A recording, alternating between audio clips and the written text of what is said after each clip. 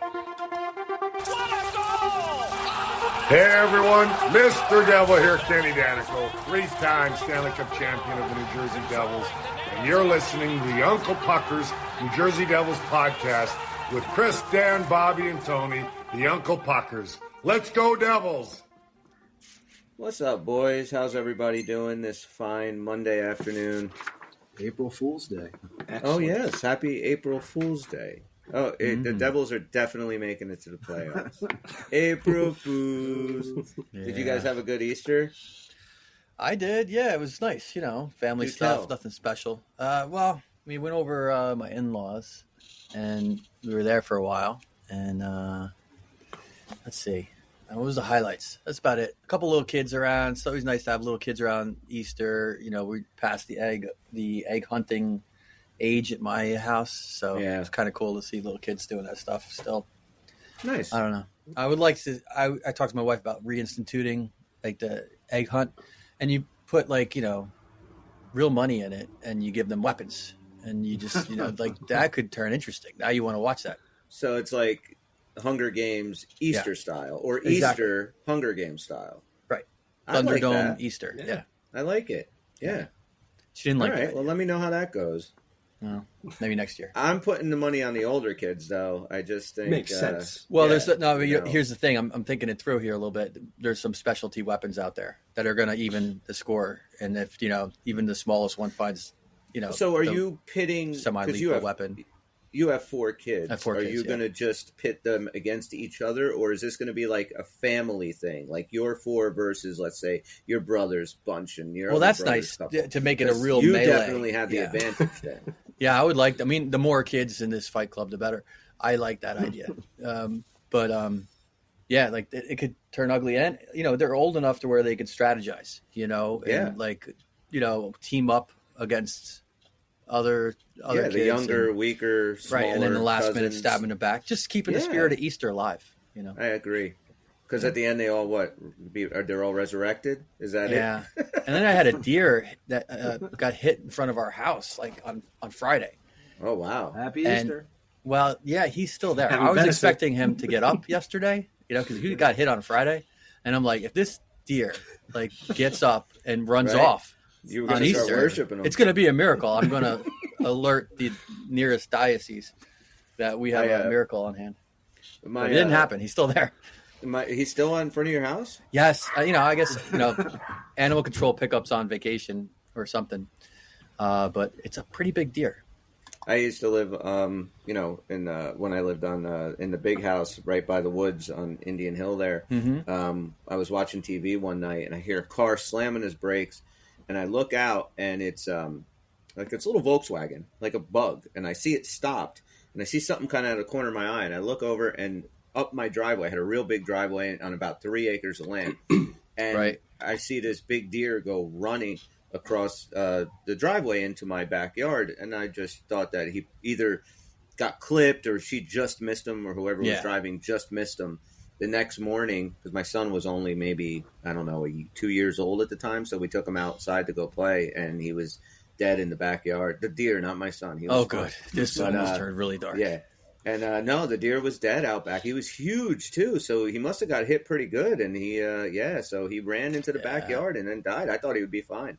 Then my neighbor came over with a friggin' hacksaw and took his antlers off, which I found very unsettling. Just take the whole thing away, please. Yeah, it's only be the antlerless deer. I was like, well, if you're going to be cutting his antlers off, you're in charge of this thing. I'm not dealing with it. That's yours. So. Take the whole thing to your house. Cut the antlers off there. Leave me alone. That's it. Happy Easter. Yeah. Tony, what'd you do on Easter? I had the kids to myself, man, my 2 daughters. So we did an Easter egg hunt in the yard. My wife did the overnight, so she worked the 24-hour Easter shift at the hospital. Oh, wow. So we had my daughter's birthday party the day before, so that was really cool. She just turned 5, so we had my wife's family over. We actually have great weather because it's been cold as shit here for the last bunch of months. What is it now, up to 30, and you're so excited? No, we had the 70s going on, man. It was awesome. Oh, wow. Oh, shit. Yeah, it's been beautiful. We haven't even had that. No, we had that. But Easter, is there I don't know. Is that a lamer holiday than Easter? In my opinion, that's the most boring holiday. If you went through, besides Valentine's Day, because I think eventually when you get married, it's, it's the usual flower thing, dinner. But no, I think it's you don't do that. No. Have I been tricked by my wife? Valentine's Day is just as dumb as every other. We have dinner every holiday. Valentine's Day, but just like any other day, Yeah, we eat dinner every night in our house. But I think Easter's like the lamest holiday out of all of them. You know, my anniversary. One of our friends, our good friends, his birthday is our anniversary, because we kind of did like that whole big, hey, we're going to celebrate George's birthday at my wedding thing, right? Right. So a couple of years afterwards, we're sitting down having dinner, and I'm on my phone, and she's like on Facebook or whatever. And she looks up at me and goes, "Oh, it's George's birthday. I saw him on Facebook." And I look at her and, is today our anniversary? And she's Happy like, anniversary. Oh shit, yeah, we're like, happy anniversary. So that's pretty much where the romance starts and ends at my house. Between we'll me have and a couple my of wife, talks to each other. There's really not much there. Good thing you picked as far as his romance. birthday, because now you have a chance at remembering. Yeah, now we don't forget. We don't forget. I mean, I worked all on my anniversary this year, so we didn't get the chance to do anything. But Valentine's Day, we never do anything. So, but how about you, Bob? And maybe Easter wouldn't suck so bad if we were religious. I mean, I don't know. It's like we don't go to church. We don't do, we went to my sister's house for dinner, and that was it. And it was nice. But that was it. We ate dinner and we left like any other Sunday. I know Bobby watched the Mets get one hit on his little holiday weekend. I don't want to talk about the Mets right now. How do you This is start Devil's out? podcast. First We got our game, own problems. That's true. We got deep. I had a good Easter though. Just got back from driving home to New Jersey, and just in time to put together a Devil You Know. But it's great for my kid, because he's kind of that in-between generation kid. He's the only one in his age group. He's got a couple older cousins and a couple really young ones. So they've always treated him real well. And it's just, for us, it's just a really good chance to kind of get back with the family. My cousin kind of took over as being that glue of the family since my grandmother passed all those years ago. So it's just a real good time. I'm just happy that we segued to Tony before me, so I didn't have to follow up on the Murder Club or the Dead Deer Club. So now we've got that out of the way. So you just had a regular, Just a regular Easter. fun Easter. Yeah. Like I said, we played some ping pong yesterday. We have a tiebreaker match, my wife and I, for later on tonight. Oh, nice. Yeah. And, My money's on you. I want to play you She's guys, good, because man. I think I'm starting to get back to where I could play. Yeah? I'm almost ping pong ready. That's awesome. So you're one arm, that very wheelchair over to the left. Like, would you be what like only doubles now? Like, or do you think? No, I think I could. I think I could cover the table. I think the worst part is like having to get the to pick up the ball when it goes off the table. That's to be the worst part. But I got it. That's the worst part about ping pong, anyway. Yeah. No matter whether you're stone cold sober or not, you always look like the drunkest person in the room chasing around a stupid ping pong ball. It always goes in the worst spot. Especially when they're in the bars. Be playing at a bar, and all of a sudden the fucking thing just bounces. It's like next thing you know, it's in the woman's room, and you're just like the last ball, and you don't know what to do. But ping pong's fun. Oh, definitely. So we did that. What do you guys think? Bob and I talked about the Sabre game last show, but you guys weren't on. So no, is there anything I didn't you make guys that wanna one. Discuss about the Sabre game? Well, I am curious what you guys said about it, but for me, I was just like, yeah, well, this is it. This is like, we were hoping for like some drastic change in developing a winning consistency, beating the teams that you should beat, but no. This is what we've been doing all season. This is consistent with our season of missed opportunities. And I was just really bummed about that. I didn't think there was like one thing I could put my finger on that was like, oh, this is all. It was just general crap. I don't know how else to put it. It was the same thing as all their losses to inferior teams all year long. And that's the norm. So what we've seen all year. And I think with the Devils, as a fan, yes, I still hope they pull some miracle off and sneak in. Didn't it feel like the final nail in the coffin, though? To you? Well, I'm just going to be honest. Like, I don't know if I said this to Chris or Bobby, but I just don't think they're good enough this year. It's just what it comes down to. Right. There's a lot of problems going on that I just don't see it. I haven't seen it at all this year. And I mean, we get in the playoffs. What are we going to do there? I mean, I just don't. And the fan of me hopes they get in and make a run and some miraculous thing happens. But deep inside, like, doing this show, every time I watch lately, like this week was just. I know we said a couple episodes ago, hey, it's over, but we kind of still had that little bit of hope after that Buffalo loss. It just really felt like it's. It does. That's the thing that's so crazy, though, right? Because you don't have much hope because they have been so inconsistent this season that it's hard to get behind any kind of positive game flow. But then it's like everybody keeps keeping the door open. Yes. And it's like, wider and wider. Yeah, this is like really shit or get off. The timing is weird too, because like every time we are on a little bit of a heater, everybody keeps pace, and we can't really close that gap as much as you want. Right. And then you shit the bed against Buffalo, but the gap's almost the same. It's very weird how like the other teams are not pulling away when we give them a chance, and nor are we closing the gap when they give us a chance. It just feels that way. I don't know. I think games in hand get played tonight, right? Isn't there tonight and tomorrow? We have a couple because we don't. Well, we play tomorrow, but like who plays tonight, Bobby? You have the so we got Penguins are up against the Rangers, Islanders, and Flyers. So kind of want who you picking that clean? Probably the Islanders, I guess. The Islanders, yeah. They got the Lightning against the Red Wings, and I think that's that's of interest to us. Washington's not playing tonight. No, Washington's not playing. I mean, that's the crazy thing, that there really is still a path. It's not, I don't think, much, and I don't think. I didn't look at the percentage after the Buffalo game. It was hanging out at like 13 something. And then it might have went up a little bit, right? Didn't we talk about that? I don't find out. And that's got to be back down. Are we single digits again? Or I mean, I don't even really care. But yeah. Well, right now, according to Money Puck, the New Jersey Devils are at 9.6%. So barely dipped down to the single digit odds. So there's still a hope. 1 out of 10. Right where we almost. want them. Yeah, exactly. And I don't remember the exact game stats. I think Bill Spalding put it up recently. But other than the Capitals, who went like 6-3 or 6-3-1 or something in the last 10, the only other team in this kind of mix, the Red Wings, us, Penguins, Flyers, the only other team to be 500 or better is the Devils at 5-5, and the other teams are 3-5 or 4-6, just barely enough to move. But still, all the more reason where if we had gone 7-3, this is a lot closer. I mean, you go through the last couple of weeks, right? The last 3 weeks, you got the loss against the Coyotes, right? We should have banked 2 points there. You got the loss against Ottawa. They should have banked 2 points there. And the loss against Buffalo, that's 6 points. 6 points. We're in a wild card spot right now. That's it. Exactly. Yeah. 100%. We're tied with the Flyers with a tiebreaker. And if you lose to a couple of teams that are ahead of you in the standings, you can accept that a little bit more. But these were 3 that you needed to win, that you could win, that you didn't even have significant injuries or some crazy officiated game that, oh, man, everything was stacked against you.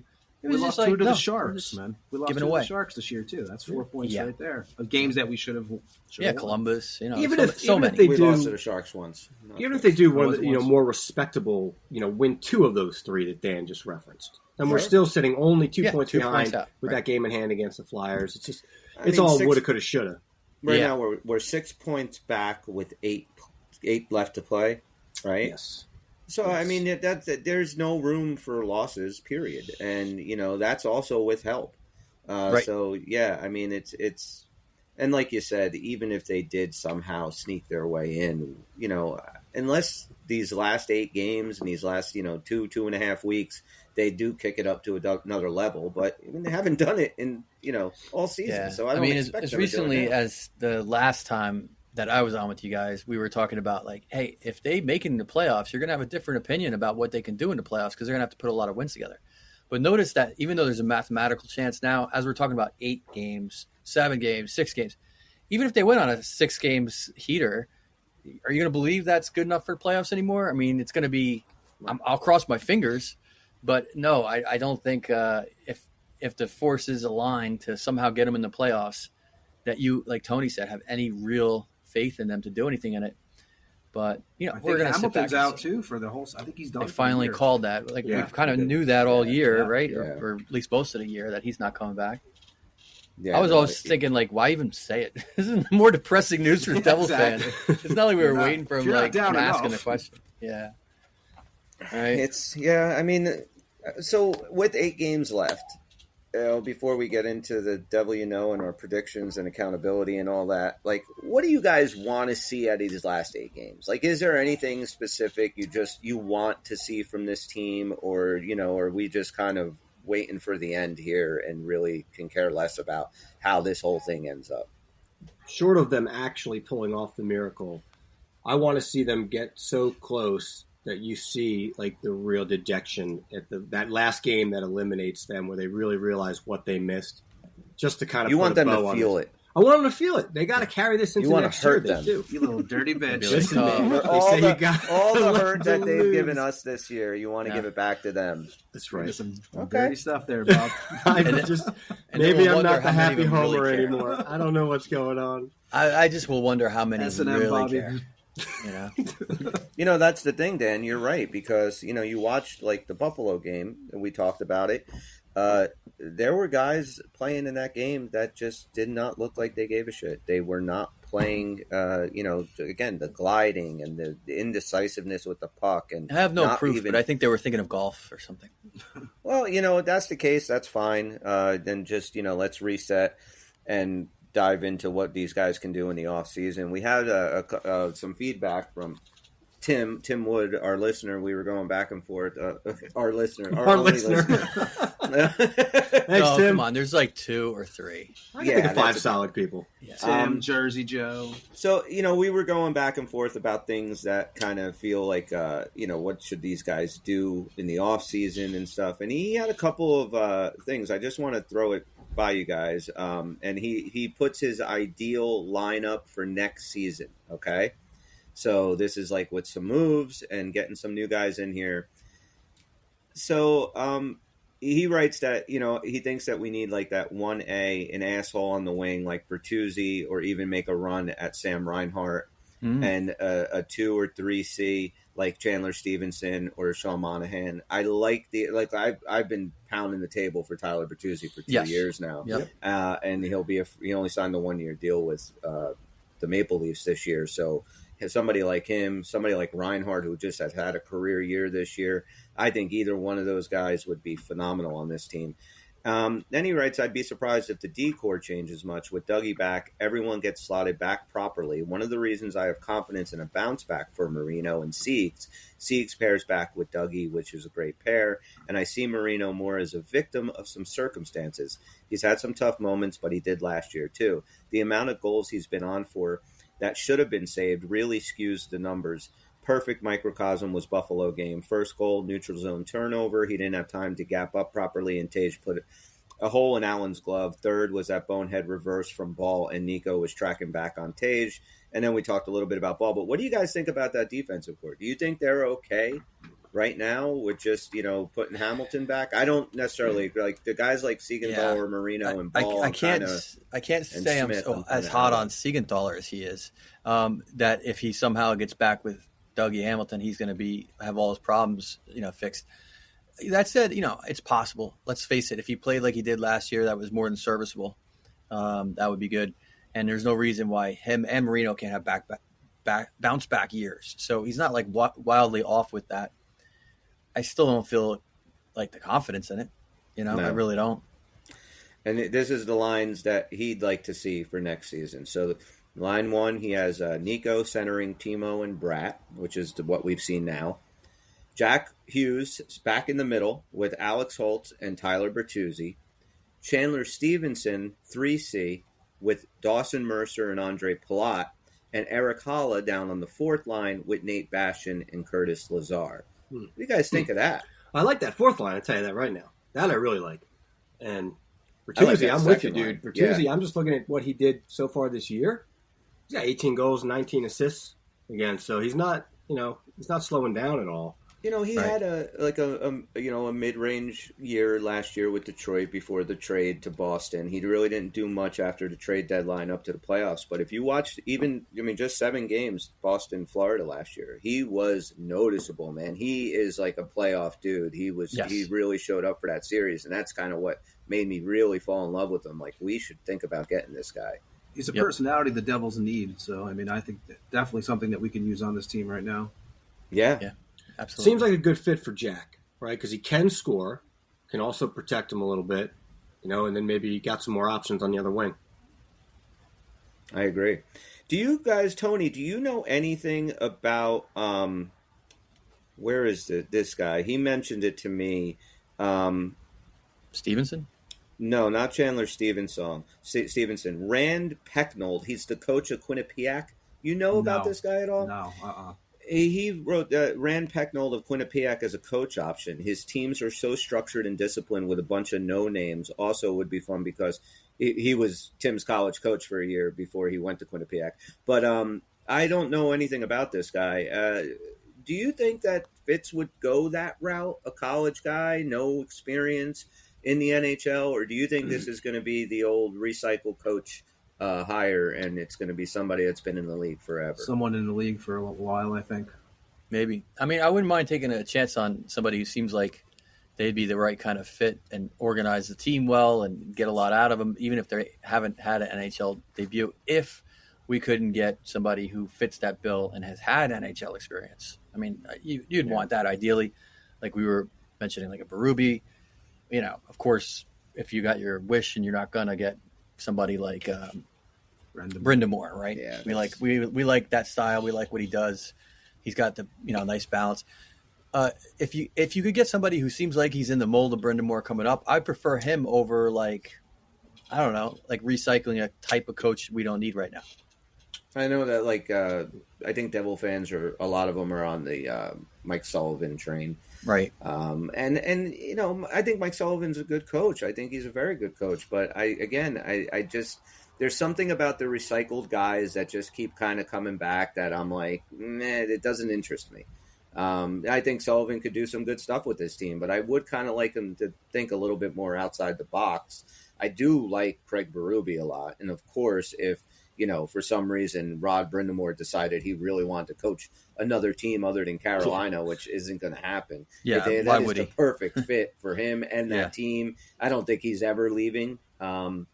So, I mean, I don't know. Maybe a guy like from the college ranks coming up. Again, I think a lot of it has to do with their personality because they're going to need a hard ass. They're going to need somebody that's going to hold these guys accountable for everything they do on the ice, and I don't see that right now with Travis Green or before with Lindy Ruff. So I did not catch his post-game press conference, and I kind of wanted to because that was such a poor effort. I was curious what he was going to say about it. Did you notice anything noticeable with that? No, I didn't catch it. Yeah. Did you guys? No, I did not. Yeah. I mean, tomorrow is a big game. You got the Penguins. We've had their number, but again, it comes down to I'm real curious how they're going to come out. Are they kind of just going to phone it in from here on out?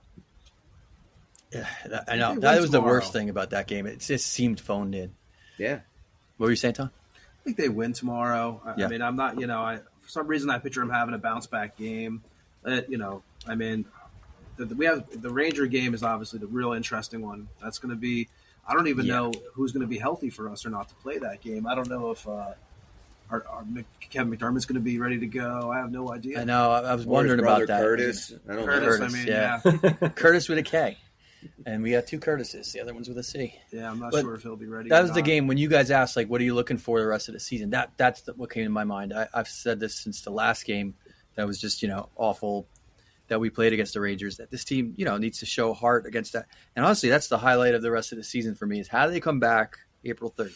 If, they're heartless there, boy, I have even a lower opinion of where we're at. So I'd love to see a good team effort. And I don't, I want, a certain amount of revenge. I want them to have a chip on their shoulder and show that they're a team, which is so far different from what we saw against Buffalo. Yeah, I mean, win or lose against the Penguins, and no matter where the standings are or where they are in the standings, you've got to go into that game at the Garden, and you got to play the best game you played all year. And you have to give it to them. Like, they're going into the playoffs, a very hot team with Stanley Cup aspirations. I would make them pay one way or another. Make them pay for what they've done all year long. And if McDermott's not in, someone else is going to have to step up. And I don't know who the hell is capable of it.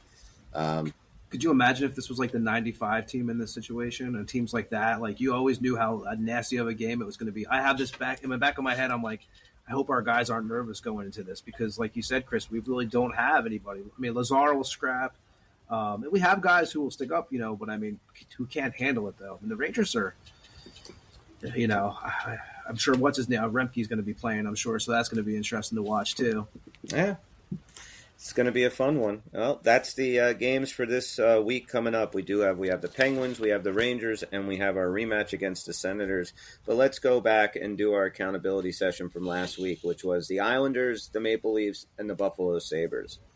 We'll start with you, Bobby, and where you were on this whole thing. You said that Jesper Bratt would score a goal against the Islanders. That didn't happen. You said that we would have 2 or more power play goals against the Maple Leafs.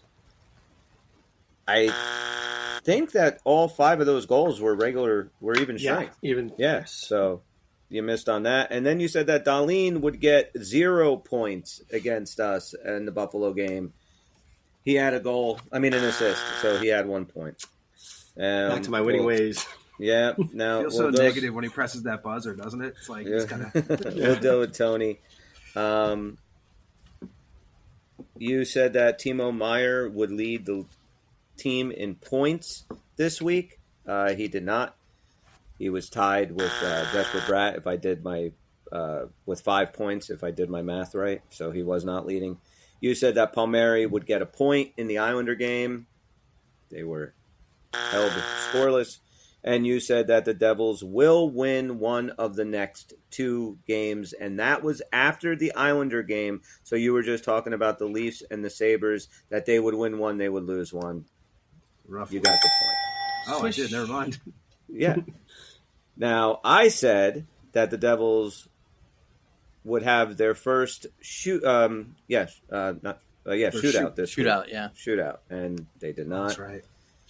I said, now, we didn't talk about this, but I don't know if this is a hat trick or not, because Tony said that they were going to go 1-1 against the Sabres and the Maple Leafs. I said that the Devils would beat the Leafs and lose to the Sabres. You did, yeah. So is that a hat trick, or is that just 1 point? It's pretty specific. Let you guys decide. Usually there's more than 2 things we factor into the hat trick, though.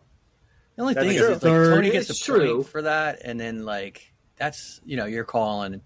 You're calling it straight. It's not a box, at that point. So it's interesting. It's up to you guys. Yeah, I'm okay with the hat trick, or if you guys wanted to split the difference and go 2 points, I don't give a shit. Whatever. Look, I'm last in points with 8 games. Yeah, the hat trick ain't gonna matter. No. So give him the hat trick, guys. All right, let's give him the hat. Okay. With prejudice. And I said that the Devils would. What'd you say? Duly noted. Little asterisks next to with it. prejudice, he said. So. I said the Devils would score a goal with their goalie pulled. We can't do that. No. That just does not happen. Okay, where am I? Dan said that the Devils would get a shutout, and they did. Yeah. We celebrated you last. It's the last one, though. I think I predicted another one, and that was wrong. You said that the Devils would allow 4 or less goals over the next 3 games. They had 3 goals against the Leafs and 5 against the Sabres, so you were wrong. Totally. And you said that the Devils would go 2-0 after the Islander game, so you're saying they would beat the Leafs and they would beat the Sabres. It's only half right. And that now puts us at... Well, we did give Dan the hat trick for the shutout, did we not? For sticking with it all year? Yeah, he got the hat trick. Okay. Oh, yes. Nice. Just want to make Dan sure. is in the league with 20 points. Let's go with the hat trick. Tony is in second place. Actually, Tony and Bob are... No, I'm sorry. Tony's got 18 points. Bobby has 13 points. I have 11 points. And that's where we are right now. So we got 8 games left this week coming up. Penguins, Rangers, Ottawa. We'll start with you. Tony, what is your first prediction of this week? Devils will win 2 out of 3.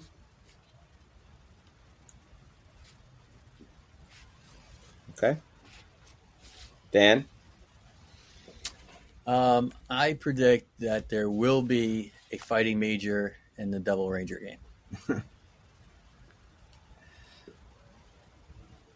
And that's even with McDermott out, so it's not such a slam dunk.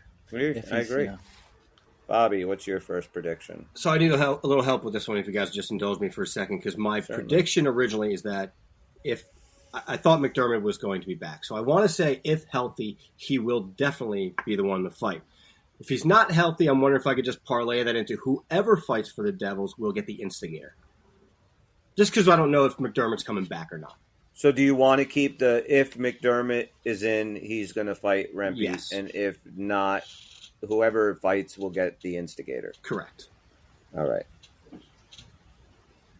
And just against a Ranger game is what you're talking about. Correct.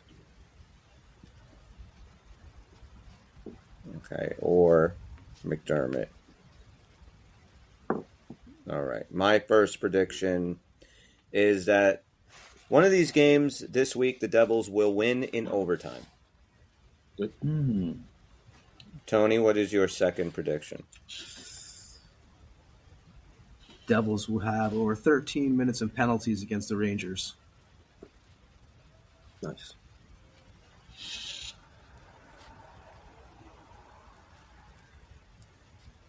Dan, your second prediction. The Devils will have at least 2 games of the 3 where they have 3 or more scorers. Okay, 3 or more goal scorers. Goal scorers, yeah. In 2 of the 3 games. Yes. Nice. Okay, I like that. Bobby, what's your second prediction? So mine one-ups Tony's first one just a bit. I was brazen on our last show, Chris. I said I think they can win out the week. But to be safe, I'm going to say 5 of the possible 6 points. At least 5 of the possible 6 points. Okay. And I know that just because that would trump Tony's prediction, I do not expect a hat trick from it. Oh, we'll see when we get to it. We'll because it's still on its own. I don't know that it would warrant that. But I feel like this next prediction is going into Dan shutout territory. The Devils will score with their goalie pulled. That's my second prediction. I haven't done it all year. I want to see them tie a game. You're going to stick with that. You got a few more chances, right? Yeah, I got 8 more tries. It's a good one. Well, not really. Only 2 more really after this. We'll see. I mean, all right, Tony, your third and final prediction, sir. Jack Hughes will have at least 2 points against the Rangers. Okay, Dan, your third and final prediction. We're going to pick up an injury that will have at least one player sidelined for at least a game.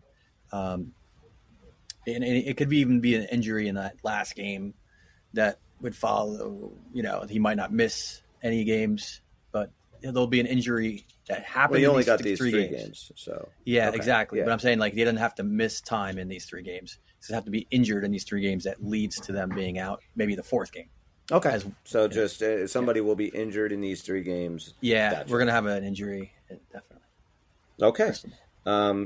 Let's see. My third and final prediction. There will be a hat trick scored in the Ranger game. I'm not saying it's going to be us. I'm not saying it's going to be them. I'm saying somebody on one of those teams will get a hat trick. It's got to be one of those 2 teams, though. Yeah, I don't think the refs can do it, so I'm going to go with one of those. Right. Did everybody give their 3? No. Bobby, your third and final prediction. Sticking with the hot brat here, I'm going to go with he'll get a point. He'll be on the score sheet all 3 games, at least a point. Okay, nice. All right. In all 3? Yep. All right, I like it. And we will see where we turn out. I'm down with that. Bobby, you got a devil you know? I did get 15 minutes to prepare. Shall we play a game? Buckle up, boys and girls. It is time for the Devil You Know on the Uncle Pucker New Jersey Devil Podcast. Funnest, most interactive game in New Jersey Devil podcast history. Bobby will be our clue giver tonight. He's going to give us clues to a former New Jersey Devil player. Tony, myself, and Dan get to guess. We get 3 incorrect guesses before we're eliminated. We can ask Bobby any question we want, and he can or cannot answer. It's completely up to him. Former Devil You Knows are Kyle Quincy, Ryan Carter, Nick Palmieri, Bryce Salvador, Jason Arnott, Paul Martin, Jimmy Veazey, a few others in there. And Bobby, whenever you're ready, brother. Okay. This former Devil played 11 total seasons in the NHL. In the 596 games played, scored 115 goals, 122 assists, that's 237 points, and a very respectable -2. The number 1 movies in his draft year love these, Yeah, I do. were Back to the Future, Beverly Hills Cop, Rambo First Blood Part 2, and Rocky IV, making this year one of my favorite movie years ever. 1984? You're very close, sir. You always are. Is it 5? In 1985. Okay. So he was drafted in 85. That is correct. Okay. This is a winger who shoots right. He stands a little over 6 foot and about 210, 212 pounds. Okay. Former Devil is a bronze medal winner at the World Junior Championships for the USA. He's an American from 1985. He played 4 total seasons with the Devils, scoring 57 goals and 57 assists for 114 points. Did you say he was drafted by the Devils? I did not. Was he drafted by the Devils? He was not. Okay. All right. Let's see. He reached the playoffs 5 times with 2 different teams. 50 games played, 5 goals, 12 assists, 17 points, -5. No specialty team points. What was his goals? 5 goals. What is that noise? Not Oh, me. was that you, Tone? I think it What was. that? I don't know. 5 Not me. goals in 50 games played. Did he ever reach the playoffs with New Jersey? That was my Yes. question. He He did. did. Okay. Yes, he did. Did he win a cup with New Jersey? Does have one of the cups with New Jersey. No You Gary? say that like it's No, not not Bill Guerin. one wrong. Okay, so he played for the Devils, the Penguins, the Islanders, the Flames, Canadians, Senators, and finally the Capitals. All right, slow down. Devils, Penguins, Islanders, Flames. Canadians, Senators, and Capitals. That's in order. That's a wonderful question. No, that is not in order. What was? Did you say if he was drafted high or low in I this did not. 85 draft? He what would you be say? considered high at 16th overall. Oh wow. He played 2 seasons at the University of Minnesota before going pro.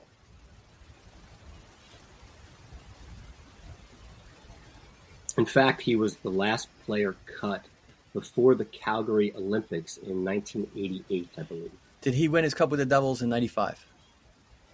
He did win his cup with the Devils in 95. Is this Tom Chorsky? This is Tom Corsi. Oh, Nice. Finally got one. Dan's on the Ottawa. board. Nice, Dan. Little bit more just because I didn't even remember this. In 2006, he was named the color radio commentator just for 1 year. Yes. But then I Sherry forgot Ross about came that. back and replaced him again. And my favorite here was going to be that if not for this player netting the 2-2 tying goal and the Ottawa. 4th goal, an eventual 5-2 loss on April 13th, 1996, you could argue the Devils make it to the playoffs Yeah. that year. Yep. He Yep. killed us. Yeah, he did.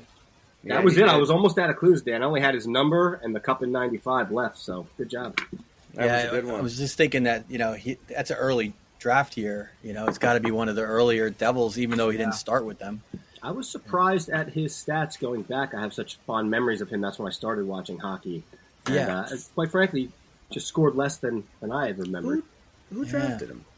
The Canadians. I thought he the played Montreal The for Canadians. too. Oh yeah. Montreal Canadiens drafted him. But he didn't win a cup with them in '93. Was he still there for that? I don't think so. He was kind of up. He did not win a cup with them. This is the only cup. Yeah. So Oh, okay. I guess minor league affiliate, I guess, at the time. So, yeah. Well, we know that hockey games move fast, but with DraftKings Sportsbook and my dog barking in the background, the official sports betting partner of the NHL, you can score faster than anything happening on the ice. And new customers can bet $5 this week and get $200 instantly in bonus bets. Just download the DraftKings Sportsbook app now with code THPN. Bet $5 and get $200 instantly in bonus bets. Gambling problem? Call 1-800-GAMBLER or visit www.1800gambler.net. In New York, call 877-8-HOPE-NY or text HOPE-NY. In Connecticut, help is available for problem gambling. Call 888-789-7777 or visit ccpg.org. Please play responsibly on behalf of Boot Hill Casino and Resort. 21 plus. Age varies by jurisdiction. Void in Ontario. Bonus bets expire 168 hours after issuance. See dkng.com/hockey for eligibility and deposit restrictions, terms, and responsible gaming resources. NHL and the NHL Shield are registered trademarks of the National Hockey League. Copyright NHL 2024. All rights reserved. That's DraftKings Sportsbook with code THPN. The crown is yours. Crown is Dan's tonight.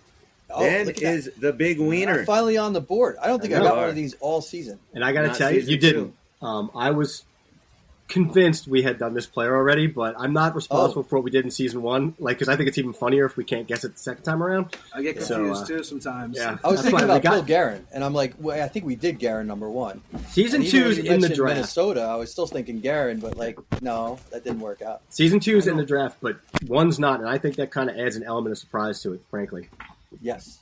Yeah, I agree because I don't remember Tom Chorsky us doing him. I mean, it doesn't mean that we didn't. I remember specifically bringing up his 2-goal game performance before. So in my mind, I was like, "Did I already do this guy?"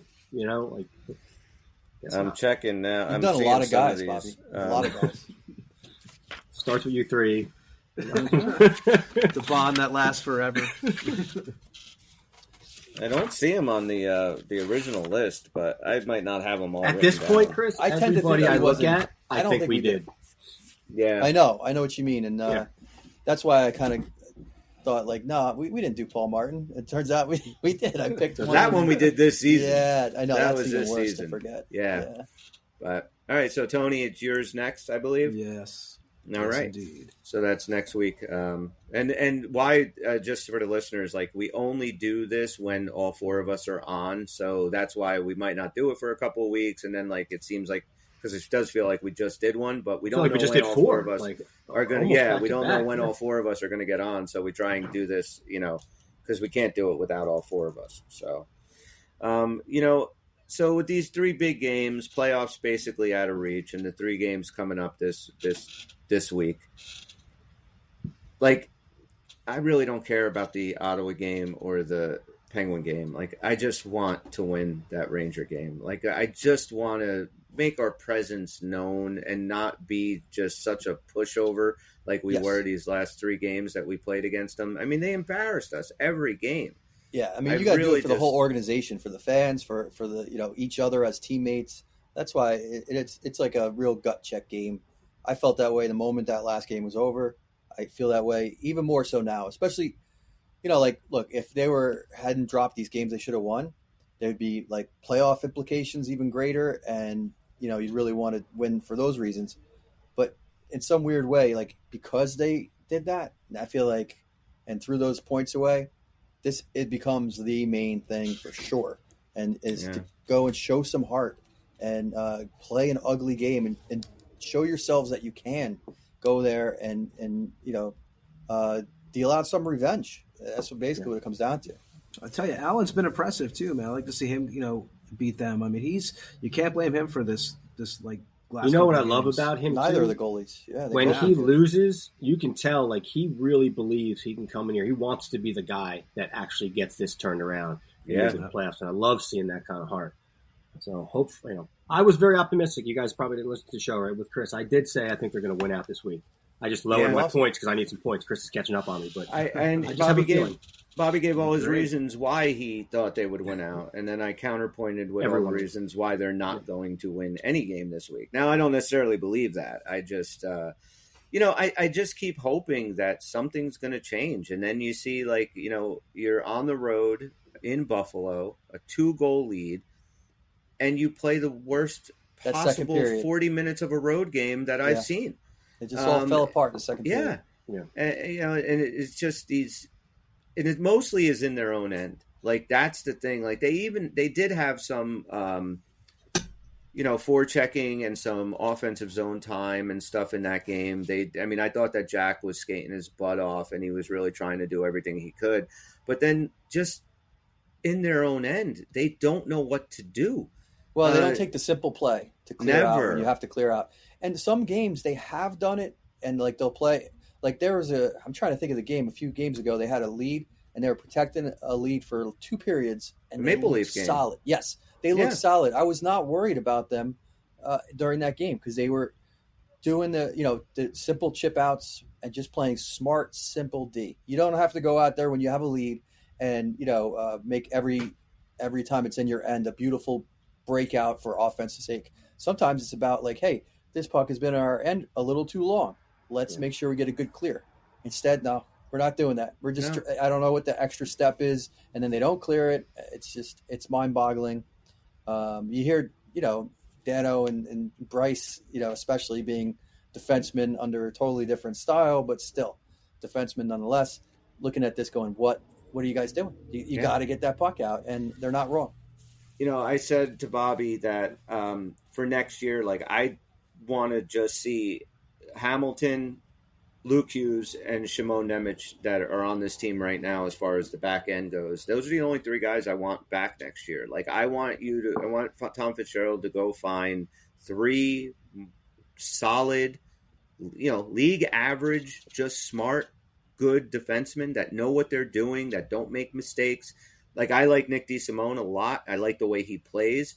I think that the rest of the guys should, follow his lead. He's always quick with his decision making in his own end, gets the puck out. It's always hard passes. It's always, blocking shots. Yeah. Yep. Doing all those things. Like, I feel like with the 3 guys another year with Shimon Nemec and Luke Hughes really kind of coming in their own, Dougie Hamilton back, that's all you need on that blue line. Like, what do you guys think about that?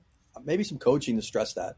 Like, the coach should not tolerate trying a nifty pass that gets picked off out of your own end. That should be something that we're just not going to do. We're just not going to make bad passes in our own end.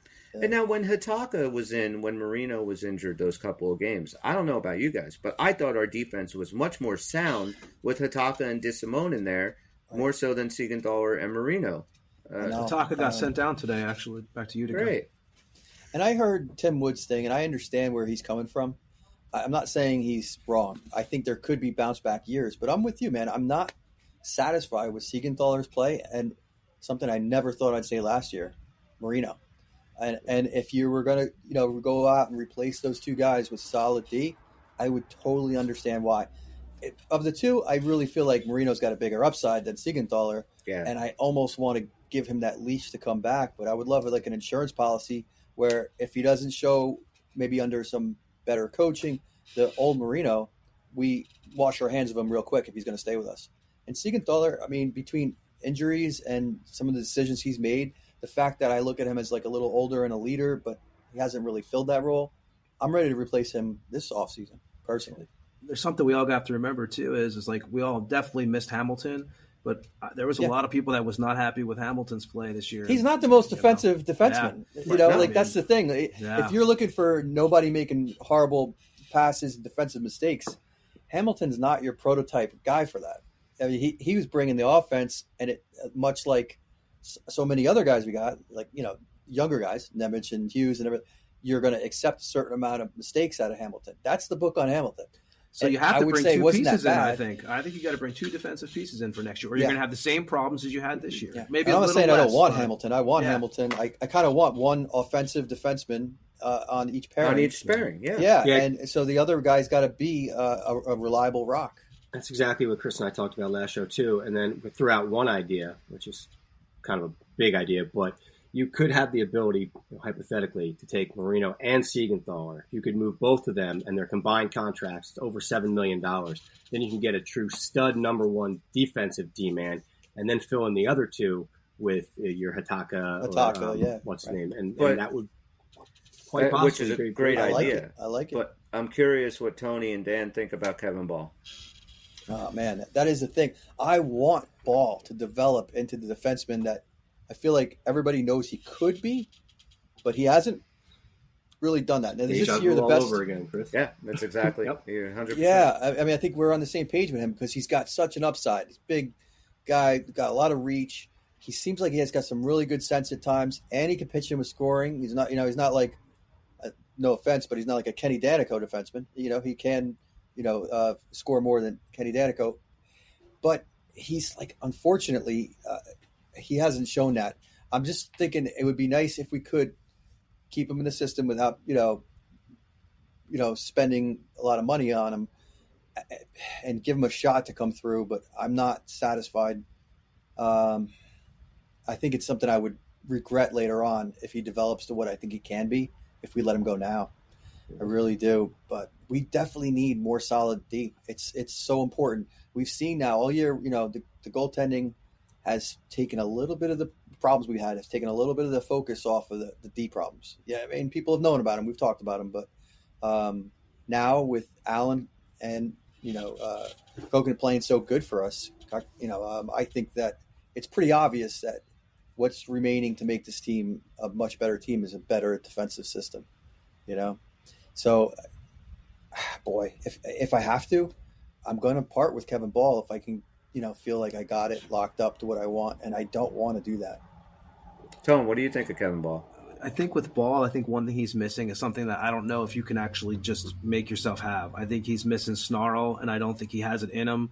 He's a big guy with that size. If he had that, it would be a whole different story right now. I just think that that's not something that you could just fake. If he had that, he'd be, one of the most sought after defensemen in the league. I mean, I just think about Chara. When Chara came in, he was not the giant bull that he ended up being midway through his career. Like he was always big. He had the potential, but I don't remember him playing as nasty of a game until he was in the league for a few years. Well, when Chara first came in, I don't know if, it was so long ago, but he could barely skate. This dude was a terrible skater. Right. So when he finally got skating good, and then, the physicality, of course, comes with it. Kevin Ball, I think, is he's a decent skater. He's not great, but he's an average skater. I've seen him improve since last year. Remember his first debut with us? His skating has definitely improved since that. Absolutely. But it's like if he was doing the other stuff, like the snarl and, using that big frame and stuff, then you can kind of live with a few of the defensive mistakes because he brings something, an element to this team that we don't have, but he doesn't do it. So again, and even just the physicality of, sometimes we need somebody to start a fight. Yeah. And he has had chances where he doesn't do that. Like we said on Saturday, like the idea of Kevin Ball is a lot better than what you actually get from Kevin Ball. So, I mean, I'm fine with it. I'm fine if he went. I'm fine if Marino left. I'm fine with if Siegenthaler left. Just replace them with, like we said, league average, solid guys that do the right thing. They know how to play, smart dudes. We don't need every defenseman to jump in on every play. And, so I feel like this whole system is just out of whack for the guys we have. Like, I don't, maybe it's, and it's I thought not just young, it's imbalanced. Yeah, it's very imbalanced. And, you're going to need a coach that has a hard-ass coach that knows what he's doing, that's going to tell these guys what is expected of them and then hold their them, role and shut their mouths. That's it, and hold them responsible. So, we'll see this week. 3 big games, and it is crazy that their playoff hopes are still hanging on by an ass hair. And this week doesn't feel like it, does it? Though no, it just doesn't feel like it. The dingleberry of hope. I think that this week, I think it's going to stem off of how they play tomorrow night against the Penguins. If they lose that game against the Penguins, I think that they're throwing the towel in, and you could basically not expect a whole lot for the remaining 7 games. I think if they come out and they play really good and they're feeling good about themselves and they come into the Ranger game and they beat them in MSG, maybe they could put off a run of, 5, 6, 7 in a row. But again, what are we doing? We're going to get in just to get bounced in 5 games? Because that's probably what's going to happen. But anything else you guys want to talk about tonight? Just want to. That's a pretty good preview on the week. Yes, Bob. Bring up for Tony and Dan because they weren't on last week. The offseason is coming for us, right? And we still have a show that we're going to put together. Last season, we spent a lot of time always kind of projecting out what the lines are going to be, right? And we just kind of went with it and just kind of discussed it in general. This year, what we're going to do is we're going to take the lineup at the end of the year, straight up what was put out on the ice. And that's going to be our starting point. And then we're going to make our predictions as to where I think our lines are going to go, like what players are going to be imported for opening day next year. But I'm going to keep track of it so that Tony? What the hell? Somebody's got a static line. Everybody mute themselves one at a time. That was it went down, but it's still there. I don't know if that was me. That was weird. I'm sorry, Bobby. Go ahead. It's all right. So basically now we can keep track of when trades come in or when signings come in. We can slot them in as it's happening, as opposed to just in October saying, yeah, here's the team that I said we were going to have all along. And we'll just kind of carry it through the season. I'll keep all 4 of our team layouts that'll change week to week, and I think we can throw in some accountability sessions in there, just like we do with the other game, and maybe even make some kind of points out of it, share it out to the audience a little bit, and get some votes just to see where it goes. You know, like maybe, Dan, you're like, no, I like keeping Jack Hughes on the left wing. For whatever reason, you'd want to say something like that. And, you know, just kind of predict it out during the year as opposed to just coming through Yeah, in I October. think that'll be a good time. Give us some fun games to play in the summertime, and hopefully, you know, we have a game 83, but, you know, don't hold your breath. That's right. So wherever you guys are checking us out, a subscription, a positive comment, a 5-star review goes a very long way to help us promote this little podcast of ours. We appreciate everybody for all the feedback that we get. You can reach us at unclepuckers.com or go to theunclepuckers.com website, or unclepuckers@gmail.com rather, or theunclepuckers.com, which is our website. You can contact us there. Check out the website. Every episode we've ever done is up there. And there's some blogs and some cool stuff and new stuff going up weekly. For Tony, Bobby, and Dan, I'm Chris. We're the Uncle Puckers, and we'll see you after the Ranger game. Puck is out. Bye-bye. Almost forgot my line. It's Taco Monday. Thinking about the Ranger game already.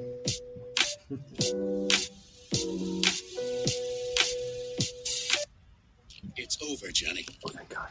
It's over!